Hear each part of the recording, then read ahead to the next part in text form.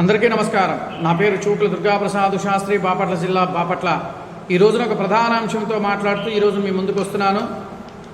గత ప్రభుత్వంలో పనిచేసిన మల్లాది విష్ణు గారు బ్రాహ్మణ సామాజిక వర్గంపై ఎంత ప్రేమ ఒలకబోస్తున్నాడో మొన్న ఈ మధ్యకాలంలో విజయవాడలో జరిగిన ఒక సదస్సులో పాల్గొంటూ ఆయన మాట్లాడిన ఒక ప్రెస్ మీట్ ఒకటి పెట్టి చెప్పడం జరిగింది.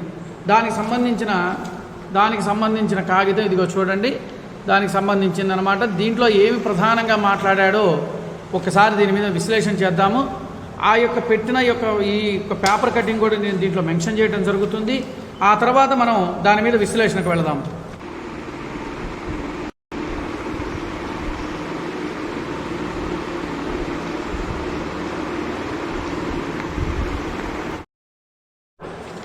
చూశారు కదా ఈ పేపర్ కటింగ్.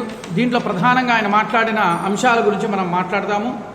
బ్రాహ్మణ సామాజిక వర్గంపై ప్రభుత్వం దాష్టీకమంట. ఏ ప్రభుత్వం? ఈ కూటమి ప్రభుత్వం. దీని మీద బురద చల్లడానికి ప్రధానంగా కంకణం కట్టుకొని వచ్చిన వ్యక్తి మల్లాది విష్ణు గారు. పాపం వైఎస్ఆర్సీపీ సెంట్రల్ నియోజకవర్గ సమన్వయకర్త మల్లాది విష్ణు గారు. సరే, ఆయన ప్రధానంగా మాట్లాడిన అంశం ఏంటంటే టీడీపీ ప్రభుత్వంలోనూ బాగా పనిచేసిన పలువురు ఐఏఎస్ అధికారులను అప్పటి ప్రభుత్వం అంటే తెలుగుదేశం ప్రభుత్వం ఉన్నప్పుడు ముఖ్యంగా బ్రాహ్మణ సమాజ వర్గానికి సంబంధించిన ఐఏఎస్ అధికారి ఐవీఆర్ కృష్ణారావు గారిని ఏ విధంగా అవమానించారో చూశాము అని అన్నాడు. ఐవీఆర్ కృష్ణారావు గారిని అవమానించారని చెప్పని అప్పటి ప్రభుత్వం అంటే తెలుగుదేశం ప్రభుత్వం ఉన్నప్పుడు అవమానించారని చెప్పని చెప్పుకుంటూ వచ్చాడు ఈయన.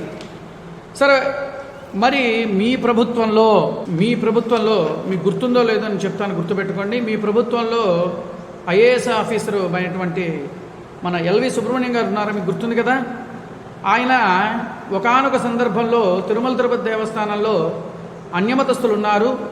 ఎవరికి వాళ్ళ అన్యమతస్థులు ఎవరైతే ఉంటారో వాళ్ళందరూ కూడా మీరు అక్కడి నుంచి వెళ్ళిపోవాలి అని చెప్పినప్పుడు మీ ప్రభుత్వం బాగా గుర్తుపెట్టుకోండి మల్లాది విష్ణు గారు, మీరు మర్చిపోవాలి, రాష్ట్ర ప్రజలు మర్చిపోవాలి. అందులో బ్రాహ్మణ సామాజిక వర్గాల మీద మీరు చూపిస్తున్న ప్రేమకి తట్టుకోలేక ఈరోజున ఈ వీడియో చేసి మీ ముందుకు తీసుకొస్తున్నా. ఆ రోజున మల్లాది విష్ణు ఆయన ఎల్వి సుబ్రహ్మణ్యం గారు పాపం అక్కడ ఆయన ఏం చెప్పారు, మీరు అక్కడ అన్యమతస్తులు ఎవరు ఉండటానికి వెళ్ళలేదు, తిరుమల తిరుపతి దేవస్థానంలో పవిత్రంగా ఉంచండి అని చెప్పేసి చెప్పడం జరిగింది. ఆ చెప్పిన మరుక్షణం నుంచి ఎల్వి సుబ్రహ్మణ్యం గారు అసలు ఏమైపోయారో కూడా మాకు తెలియలా.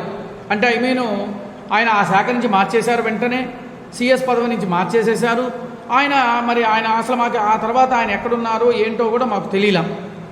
తర్వాత వచ్చేటప్పటికి ఇంకా ప్రధానంగా వచ్చేటప్పుడు బ్రాహ్మణుల మీద దాడుల గురించి మీ ప్రభుత్వంలో జరిగిన సంభాషణలు ఇవన్నీ కూడా మీ ప్రభుత్వంలో జరిగిన కొన్ని అకృత్య పనులన్నీ కూడా మీకు చెప్తున్నా. బ్రాహ్మణుల మీద దాడి జరిగినప్పుడు మరి మీరు ఆ రోజున ఎందుకు మీరు నోరు ఇప్పలేకపోయారు? గుర్తుందా మీకు? బ్రాహ్మణుల మీద దాడులు జరిగినప్పుడు అప్పుడేమన్నా నిద్రపోయారా? మరి మీరేమన్నా మా నాయకుడు ఏం చేసినా మేమేం మాట్లాడకూడదు కాబట్టి మనం చెప్పి నన్ను ఇది చేసుకున్నారా?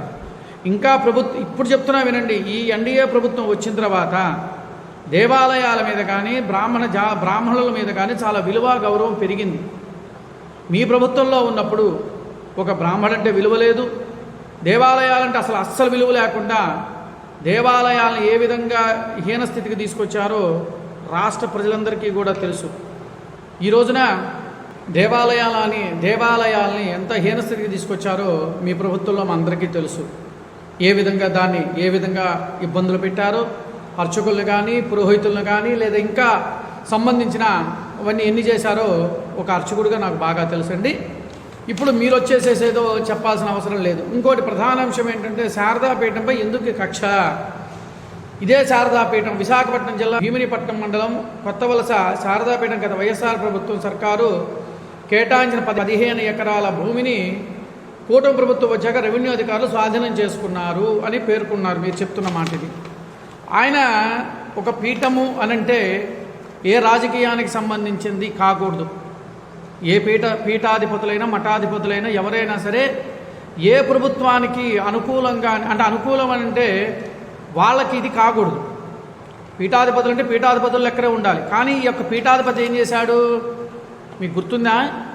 మా జగన్మోహన్ రెడ్డి గారు నా ఆత్మ నా పరమాత్మ అని చెప్పుకుంటూ సాగాడు. మీకు గుర్తుందా? మరి అది మీరేం చేశారా? అట్లా ఆ పీఠాధిపతులు అలా మాట్లాడటం అది కరెక్టా? అయినా ఒక పీఠానికి ఇవ్వాలి అని అంటే దానికి ఒక లెక్క విధానం ఉంటుంది. దొడ్డిదారిగా తీసుకున్నది లెక్కకి రాదు. ఇది గుర్తుపెట్టుకోవాల్సిన విషయం. మీ పీఠాధిపతి ఎవరు?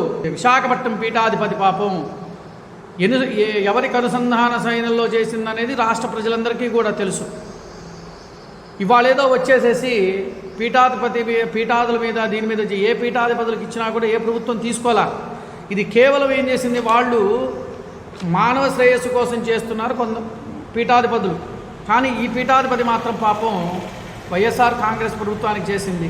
అది గుర్తుందో లేదో మీకు, మాకు బాగా తెలుసు.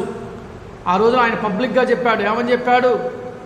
మా జగన్మోహన్ రెడ్డి గారు మా ఆత్మ పరమాత్మ అని చెప్పి వాటేసుకున్నాడు.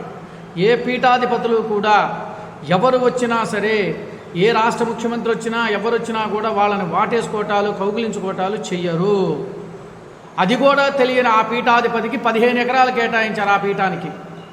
ఇది ఎంతవరకు సమంజసం ఒక్కసారి ఆలోచించాల్సిన విషయం.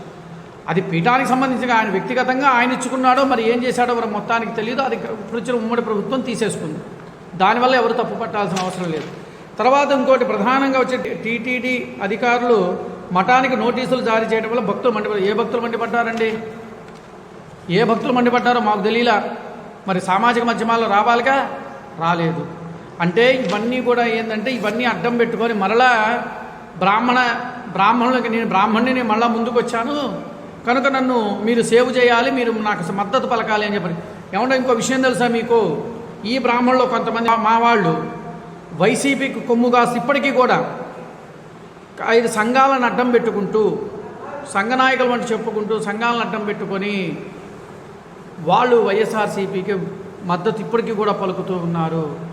అలాంటి వ్యక్తులు చీడపురుగులు ఉండటం వల్లే ఇవాళ ఇక్కడ జరుగుతున్నవన్నీ కూడా వాళ్ళకి చేరేస్తూ వాళ్ళ లబ్ధి పొందాలని కొంతమంది ఆలోచిస్తున్నారు.